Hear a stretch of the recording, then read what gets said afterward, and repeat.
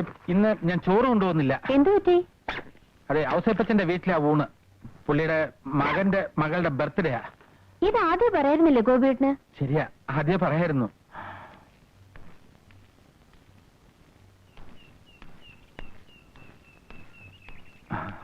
Hello, നമസ്കാരമുണ്ട്. നേരെ ഇങ്ങ് കയറിയവരെ എങ്ങനെ ധൈര്യം ഉണ്ടായേ? പുള്ളിക്കാരൻ കോടതിയും കേസും ഒക്കെ ആയിട്ട് വൈകുന്നേരം മടങ്ങിയെത്തുമെന്ന് എനിക്ക് വിവരം കിട്ടി.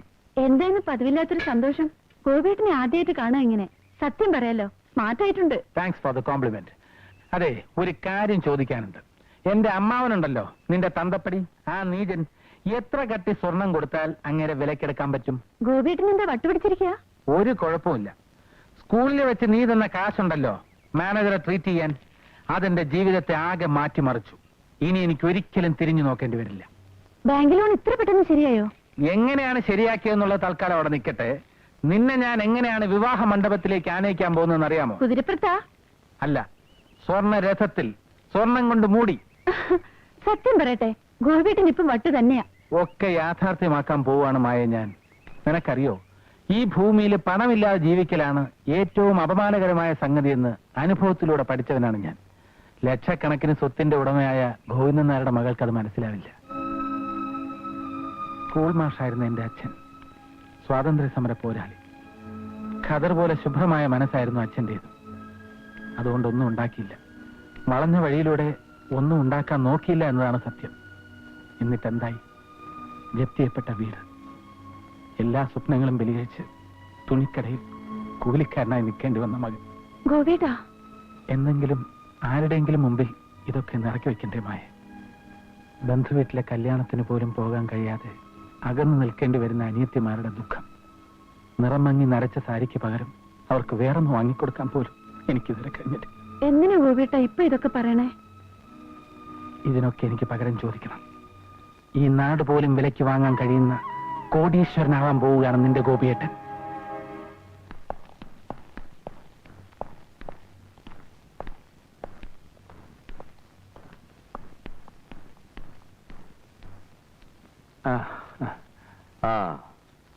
ആർക്കായിരുന്നു അസുഖം? മുത്തശ്ശിക്കോ വലിയ മാവനോ? ആർക്കും അങ്ങനെ അസുഖമൊന്നുമില്ല. പിന്നെ മുത്തശ്ശിക്ക് ചെറിയൊരു പല്ലുവേന, അത് പതിവുള്ളതാ, മാറിക്കോളും. പിന്നെന്താ ഇത്ര വൈകിയത്? എന്നും വൈകുമ്പോഴുള്ള ഒഴികഴിവ് വീട്ടിലെ അസുഖമാണല്ലോ. എന്താ വൈകിയെന്ന് ചോദിച്ചാ പ്രത്യേകിച്ച് കാരണമൊന്നുമില്ല, വൈകി. അങ്ങനെയാണെങ്കിൽ എനിക്കും ചില തീരുമാനങ്ങളൊക്കെ എടുക്കേണ്ടി വരും. എന്റെ മനസ്സിലും ചില തീരുമാനങ്ങളൊക്കെ ഉണ്ട്. അതിന്റെ മുന്നോടിയായി ഞാൻ 2 ആഴ്ചത്തെ അവധി എടുക്കാൻ പോകും. 2 ആഴ്ചത്തെ അവധിയോ? അതെ, 2 ആഴ്ച കഴിഞ്ഞിട്ടും എനിക്ക് വരാൻ പറ്റുന്നില്ല എങ്കിൽ ഔസേപ്പച്ചന് വേറെ ആളെ നിയമിക്കാം. പോട്ടെ. എന്തൊക്കെയുണ്ട് മോനേട്ടാ വിശേഷങ്ങൾ? ഇപ്പൊ എന്തിനാ 2 ആഴ്ചത്തെ അവധി? ബെണ്ണേട്ടാൻ പോവാ? 2 ആഴ്ചക്കുള്ളിൽ എനിക്ക് വരാൻ പോകുന്ന മാറ്റങ്ങൾ നിങ്ങൾ നോക്കിക്കോ. പിന്നെ ഇന്ദിരയുടെ കല്യാണത്തിന് എന്റെ വക സമ്മാനമുണ്ട്, കുറച്ച് സ്വർണം. എന്തിനാ ഗോപിയേട്ടാ വെറുതെ ആളെ കളിയാക്കണേ? ഞാൻ പറഞ്ഞതാ, കല്യാണ തീയതി അറിയിക്കാൻ മറക്കരുത്. വരട്ടെ. മഹാഭാഗ്യവാൻ, നല്ല കാലം വരുന്നുണ്ട്. ഒന്നുകൂടി സൂക്ഷിച്ചു നോക്കുകയാണെങ്കിൽ 125 വയസ്സ് വരെ ജീവിക്കുവാനുള്ള ഭാഗ്യം ഈ കയ്യിൽ കാണുന്നുണ്ട്. കാരണം ഒരു കാര്യം പറയുവാനുണ്ട്. ഒന്നും പറയണ്ട. പണിക്കരേട്ടൻ ഇങ്ങനെ ആൽമരത്തിന്റെ ചോട്ടില് കാക്കക്കാഷ്ടത്തിന്റെ ഇടയിൽ ഇരിക്കേണ്ട ആളല്ല. തൽക്കാലം ഇത് വെച്ചോളൂ. ഈ പട്ടണത്തിന്റെ ഹൃദയഭാഗത്ത് ഞാൻ പണിക്കർക്ക് വേണ്ടി ഒരു ഗംഭീര മണിമാളിക പണി തരുന്നുണ്ട്. എന്നിട്ട് നാട്ടുകാർ മുഴുവൻ കാണത്തക്ക രീതിയിൽ വെണ്ടയ്ക്ക അക്ഷരത്തിൽ ഒരു നെയിം ബോർഡും, ജ്യോത്സ്യ നിപുണൻ പാണാവള്ളി കൃഷ്ണപ്പണിക്കർ. പോട്ടെ, സമയമില്ല. ഞാൻ ചേട്ടനെ കൂടെ വന്ന് കണ്ടുകൊണ്ടേ ഇരുന്നോളാം. ഇവിടെ പറയുന്നൊക്കെ അച്ചട്ടായിരിക്കും കേട്ടോ മാവ. വരട്ടെ.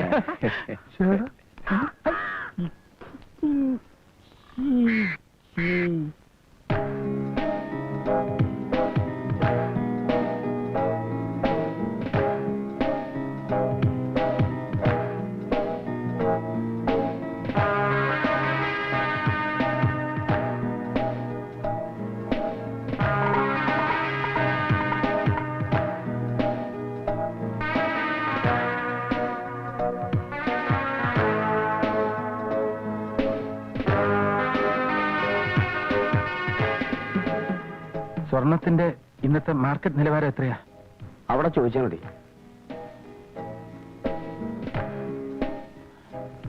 അവിടെ തന്നെ ചോദിച്ചാലേ പറ്റുള്ളൂ അല്ലേ? ചോദിച്ചോളാം.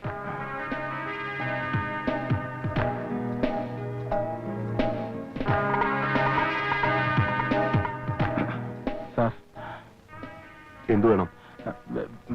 വില നിലവാരം ചോദിക്കാൻ വേണ്ടി. എന്ത് നിലവാരം? ഇരിക്കും. സ്വർണത്തിന്റെ ഇന്നത്തെ മാർക്കറ്റ് റേറ്റ് ഗ്രാമിന് 434 രൂപ. കൊടുക്കാനോ വാങ്ങിക്കാനോ? വാങ്ങിക്കാൻ. അല്ല, കൊടുക്കാൻ. എത്ര ഗ്രാമുണ്ട്? തൂക്കിയിട്ടില്ല സാർ. ഏകദേശം എത്ര കാണും? ഒരു 2 കിലോ കാണും. 2 കിലോയോ? കറിയാച്ചനാ? നമസ്കാരം ഇൻസ്പെക്ടർ സാറേ. എന്തൊക്കെയുണ്ട് വിശേഷങ്ങൾ? ഇല്ല, ഒരു വിവരമില്ല. എന്തെങ്കിലും സംശയം തോന്നുകയാണെങ്കിൽ ഞാൻ സ്റ്റേഷനിൽ വിളിച്ചറിയിച്ചോളാം. ഓക്കെ. അതിനെന്താ പറഞ്ഞത്? ഒന്നുമില്ല സാർ. അച്ഛന്റെ അനിയത്തിയുടെ ഭർത്താവ്, അല്ല അമ്മാവന്റെ ഭാര്യ ഖത്തറില്ല. ഇവിടുത്തെ കാര്യങ്ങളൊക്കെ ഒന്ന് അന്വേഷിച്ചു വെക്കാൻ പറഞ്ഞു. ലീവിൽ വരുമ്പോ ഇപ്പോ സർക്കാരിന്റെ ഭാഗത്ത് നിന്ന് നിയന്ത്രണങ്ങളൊന്നും ഇല്ലല്ലോ. അപ്പൊ അവര് വന്നിട്ടാവോ? ചെന്നാട്ടെ. ചെല്ലാം സാർ.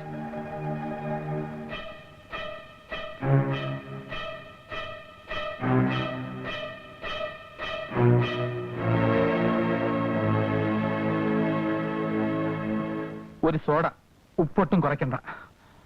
മധുരം തീരെ കുറയ്ക്കണ്ട കുട്ടിയെ. എന്തൊരു കഷ്ട. പ്രായം കൂടിയ ആൾക്കാർക്കൊക്കെ പ്രമേഹമാണ് ജനങ്ങളുടെ ധാരണ. ചായക്കടയിൽ പോയാലും കല്യാണത്തിന് പോയാലും ചായയില് പഞ്ചസാര കാണത്തില്ല. ചേട്ടാ, ഈ ഹരിദ്വാരത്തിലെ നായന്മാരുടെ കടയില് ശങ്കരേട്ടനും അപ്പുണ്ണിയും വിവരങ്ങളൊക്കെ പറഞ്ഞിരുന്നു. കേട്ട സ്ഥിതിക്ക് എനിക്കും എതിർപ്പൊന്നുമില്ല. പക്ഷേ ഇപ്പൊ തന്നെ എടുത്താൽ പൊങ്ങാത്ത ഭാരാ ഗോപിയുടെ തലയില്. ഒരു കല്യാണം എന്നൊക്കെ പറയുമ്പോ. ചേച്ചി എന്താ ഈ പറയണേ? ഇത് അങ്ങനെയുള്ള കല്യാണമൊന്നല്ലല്ലോ. അവര് തമ്മിൽ കണ്ടു, ചിരിച്ചു, അടുത്തു, ഇഷ്ടപ്പെട്ടു. ഇത്രയൊക്കെ ആയ സ്ഥിതിക്ക് ഇനി ഇപ്പൊ കൊട്ടും കുരുവിയും സദ്യയും പാട്ടൊന്നും വേണ്ടെന്നാണ് എനിക്ക് തോന്നുന്നത്. ശങ്കരേട്ടൻ എന്ത് തോന്നുന്നു? അപ്പുണ്ണിക്ക് തോന്നിയതൊക്കെ എനിക്കും തോന്നി. മനസ്സിലായില്ലല്ലോ. എന്താ ഈ പറഞ്ഞതാ? അല്ല, നിങ്ങളെ. ഞാൻ ഈ കുട്ടിയുടെ അമ്മാവനാ. കണ്ണു കാണില്ല. കുട്ടി, തടി കുറച്ചുകൂടി ഉഷാറാക്കണം. വിജയനെ കണ്ടില്ലേ നീ? കണ്ടില്ലേ? എന്താണ്? ഗോപി എത്തിയല്ലോ. മോനെ, ഇത് വിജയന്റെ അമ്മയും അമ്മാവനുമാ. വിവാഹം ഉറപ്പിക്കാൻ വന്നതാ. ഈ വിവാഹം നടത്തുന്നതിനോട് എനിക്ക് യോജിപ്പില്ല. ഗോപി തമാശ പറയാണ്. ഒരു ജോലിയില്ലാതെ നടക്കുന്നവന് എന്റെ സഹോദരി വിവാഹം കഴിച്ചു കൊടുക്കാൻ എനിക്ക് സമ്മതമില്ല. മോനെ,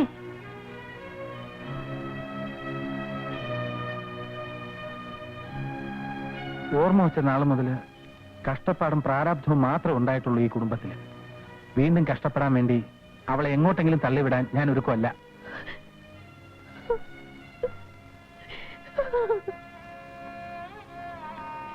നിന്നെ ഒരുപാട് പൊന്നും പണവും കൊടുത്ത് നല്ല നിലയിൽ കെട്ടിച്ചയക്കും ഞാൻ. എന്താ, വിശ്വാസാവണില്ലേ? സമ്മതമാണെന്ന് അറിയിച്ചോണ്ടാ ഞങ്ങൾ വന്നത്. ഇങ്ങനെ അപമാനിക്കാനായിരുന്നെങ്കിൽ പാടി പോവാം. അയ്യോ സ്വാമിജിയാ പറയണേ, നിങ്ങൾ പോവരുത്. ഓടോ. അവര് പോയി എന്ത് ചെയ്യാ? ഗോപി, നിനക്ക് എന്ത് പറ്റിയടാ മോനെ? ഒന്നും പറ്റിയിട്ടില്ല അമ്മേ. ഇന്ന് വരെ നിങ്ങളുടെ ഏതെങ്കിലും ആഗ്രഹങ്ങൾക്ക് ഞാൻ എതിരെ നിന്നിട്ടുണ്ടോ? ഞാൻ ഈ പറയുന്നത് നമ്മുടെ നന്മയ്ക്ക് വേണ്ടിയാണെന്ന് മാത്രം അമ്മ മനസ്സിലാക്കിയാൽ മതി.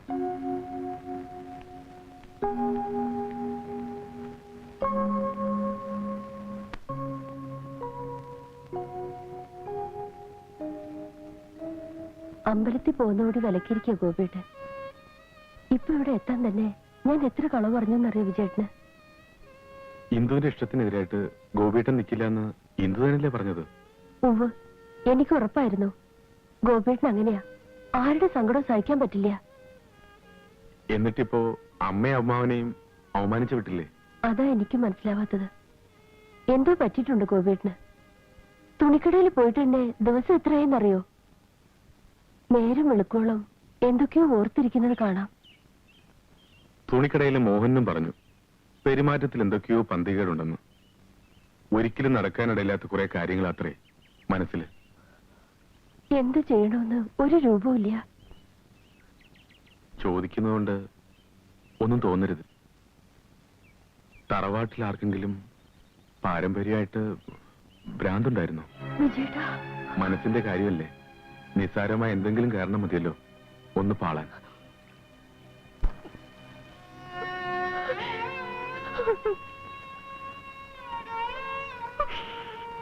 ഇന്ദു, കരയിപ്പിക്കാൻ വേണ്ടി പറഞ്ഞതല്ല. എന്ത് പ്രശ്നമുണ്ടെങ്കിലും നമുക്ക് പരിഹരിക്കാം.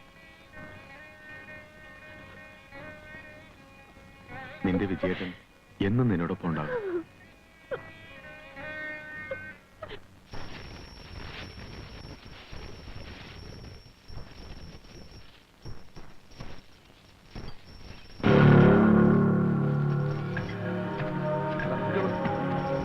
ആരാ നിങ്ങൾ എന്റെ പറമ്പിക്കര കയ്യേറ്റം നടത്താൻ ആരാ നിങ്ങൾ കഥയാറുന്നത്? ഞാൻ തന്നെയാ.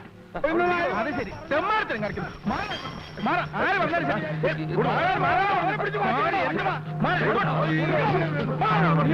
എന്റെ നെഞ്ചത്ത് ചവിട്ടിട്ട് നിങ്ങൾക്ക് ഇനി ഇവിടെ അടക്കാൻ പറ്റൂ? എന്റെ പണം ഞാൻ ചെലവാക്കിയിട്ടുണ്ടെങ്കിൽ അളന്ന് തിരിച്ചിട്ട് ഇനി ഞാൻ പോകും. ഇതും കൂടി വെട്ടിപ്പിടിച്ച് നിങ്ങളുടെ കുടുംബത്ത് കൊണ്ടുവന്നായിരിക്കും. അത് നടപ്പില്ല. നിങ്ങൾക്ക് തരാനുള്ള കാശിന്റെ ഇരട്ടി ഞാൻ തരാം ഒരാഴ്ചക്കകം. കാലം എത്ര ഇത് കേട്ടു തുടങ്ങിയിട്ട്? ബുധനാഴ്ചത്തെ അവധി കഴിഞ്ഞ് 1 മാസമായി. ഇനിയും തരുവത്ര. ചേട്ടാ, എന്താ ഇത്? ധനം വിദ്വാന് ഭൂഷണമല്ല ചേട്ടാ. താൻ തന്നെ കാര്യം നോക്കണം. ഓ എന്റെ ഗോവിന്ദേട്ടാ, അമ്മാവന്മാരും മരുമക്കളും തമ്മിൽ ഇങ്ങനെ കടിച്ചു കയറുന്നത് നാട്ടുകാരെ മുഴുവൻ അറിയിക്കണോ?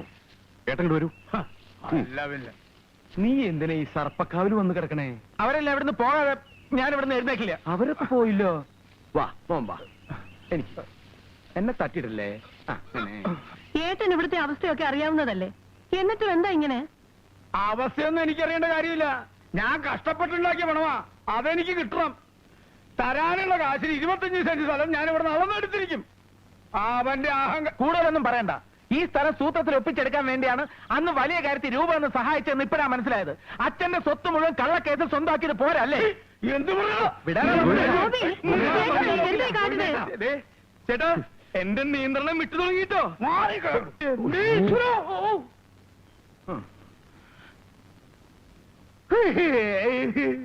കാര്യം പറയുമ്പോ മുന്തി വിട്. ഇത് എവിടുത്തെ മര്യാദയാ? ഞാൻ പോവാ. തന്നെ കഴിഞ്ഞ് ശരിയാക്കിയാലോ? പോകുന്നോ പോട്ടെ, രണ്ടിലൊന്നും എനിക്ക് ഇപ്പൊ അറിയണം. അമ്മാവൻ ഇത്തവണ കൂടി ക്ഷമിക്ക്. ബാങ്ക് ലോൺ ശരിയായാലും ഉടൻ കാശ് തിരിച്ചു തന്നേക്കാം. ഇനി വരുന്നത് ഞാൻ പോലീസിനെ കൂട്ടിയായിരിക്കും. ആ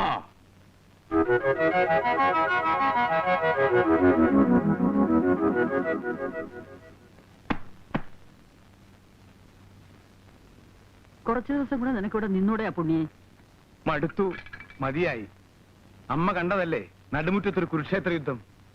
ഇതൊന്നും വയ്യാഞ്ഞിട്ടാ ഞാൻ സന്യസിക്കാൻ പോയത്. വല്ലപ്പോഴേക്ക് തിരിച്ചു വരുമ്പോ അടിയും പിടിയും ഉന്തും തള്ളും. മതിയായി. എല്ലാവരോടും പറഞ്ഞേക്ക് അപൂർണാനന്ദ സ്വാമികൾ യാത്രയാവുകയാണ്. അമ്മ ഒന്ന് അനുഗ്രഹിച്ചേ. അനുഗ്രഹിക്കാൻ നീ അമ്മയ്ക്കും കൈക്കൂലി കൊടുക്കണോ? കേരളത്തിലല്ലേ ജീവിക്കണേ. ഞാൻ ചെയ്തത് തികച്ചും ശരിയാണെന്ന് തന്നെയാ എന്റെ വിശ്വാസം. ഈ കാര്യത്തിൽ ഞാൻ ഗോപിയേട്ടനെ കുറ്റപ്പെടുത്തു. എന്റെ അച്ഛനാണെന്ന കാര്യം പോട്ടെ, ഗോപിയേട്ടന്റെ അമ്മാവനാണെന്നെങ്കിലും ഓർക്കായിരുന്നില്ലേ? ഞാൻ പറയുന്നതിന്റെ അർത്ഥം മനസ്സിലാക്കാതെ ഗോപിയേട്ടന്റെ സ്വഭാവത്തിലൊന്ന് മാറ്റം കുറെ നാളായി ഞാൻ ശ്രദ്ധിക്കുന്നു. എന്തൊക്കെയോ മറച്ചു വയ്ക്കാൻ ശ്രമിക്കുക ഗോപിയേട്ടൻ. അയ്യോ, ഞാനൊന്നും മറച്ചു വെച്ചിട്ടില്ല, സത്യമായിട്ടും ഇല്ല. പിന്നെ അച്ഛൻ അടുത്ത ആഴ്ച എന്റെ രൂപ കൊടുക്കാന്ന് എങ്ങനെ പറഞ്ഞത്? ഇന്ദുവിന് 100 പവന്റെ സ്വർണം കൊടുത്ത് കെട്ടിച്ചയക്കാമെന്ന് എന്തിനാ വാക്കു കൊടുത്തേ?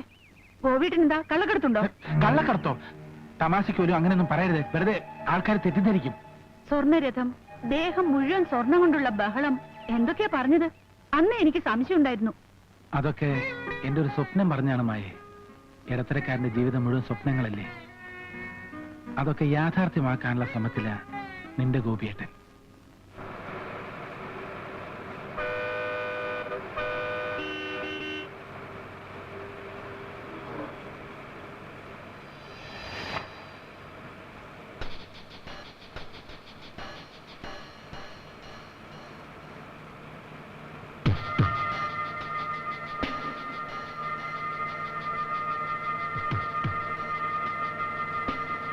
അയ്യോ, എന്റെ പോക്കറ്റ് അടിച്ചേ. വണ്ടി നിർത്ത്.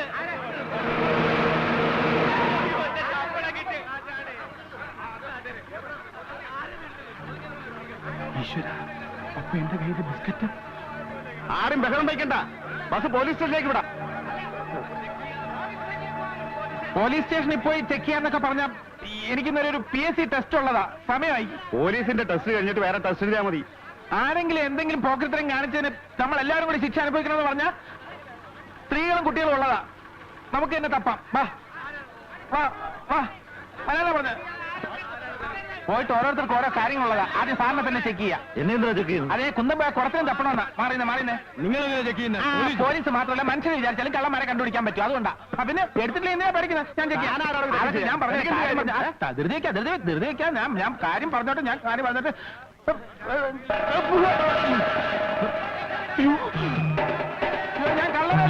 കള്ളനല്ല. ഞാൻ പോക്കറ്റ് അടിക്കാരനല്ല. സത്യമായിട്ടും എനിക്ക് ടെസ്റ്റ് ഉള്ളതാ. എന്നെക്കൊണ്ട് പിരിഞ്ഞു പോണേ പ്ലീസ്. ഞാൻ പറയുന്നൊന്ന് മനസ്സിലാക്കണേ. അയ്യോ ഈശ്വരാ. അയ്യോ വരരുതേ. അയ്യോ ആരെങ്കിലും എത്തിക്കാൻ പോകരുത്. അയ്യോ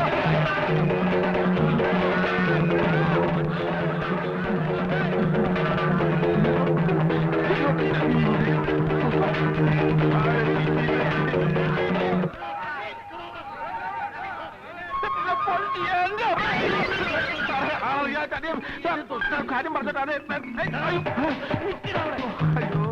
അയ്യോ പടം കൊണ്ടുവന്നു.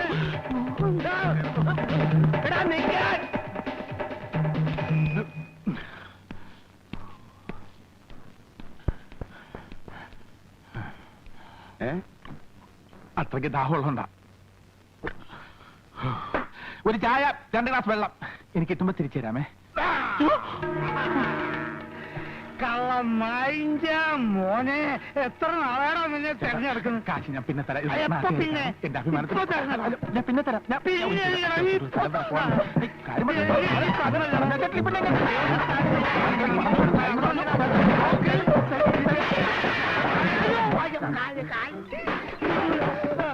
വിടൂലടാ, ഇന്ന് വിടൂലടാ. അവിടെ നിന്ന് എനിക്ക് പൈസ കുറച്ചു തരാം. പൈസ കുറച്ചു തരാം. അവിടെ നിന്നടാ, അവിടെ നിൽക്കേ. ഈ രീതിക്ക് നീ എങ്ങോട്ട് പോകാനാടാ? നീ ഹെലികോപ്റ്ററിൽ പറക്കാൻ. ആടാ നിന്നെ വിടൂലടാ. ബോബിയേ, ബോബ്. എടാ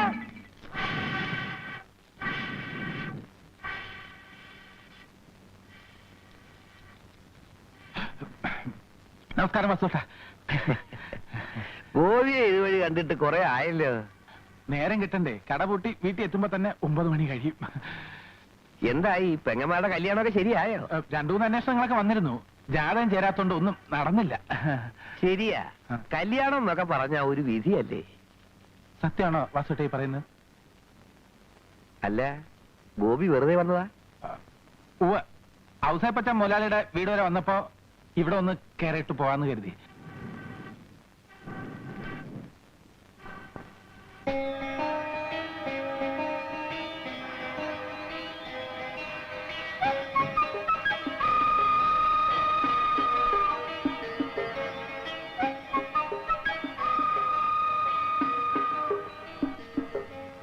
ഈ തീയിലിട്ട സ്വർണം കാണാൻ നല്ല ഭംഗിയല്ലേ? സാധാരണയായി വാസുട്ടൻ ഇവിടുന്ന് സ്വർണം ഒരുക്കി കൊടുക്കാറുണ്ടോ? എന്താ ഉരുക്കാൻ സ്വർണം ഉണ്ടോ കയ്യില്?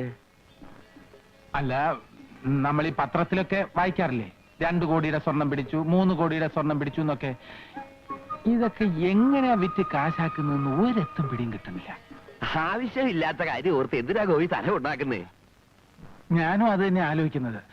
ആവശ്യമില്ലാത്ത ഓരോ കാര്യങ്ങൾ ഓർത്ത് നമ്മളെന്താ തല പുണ്ണാക്കാക്കുന്നത്?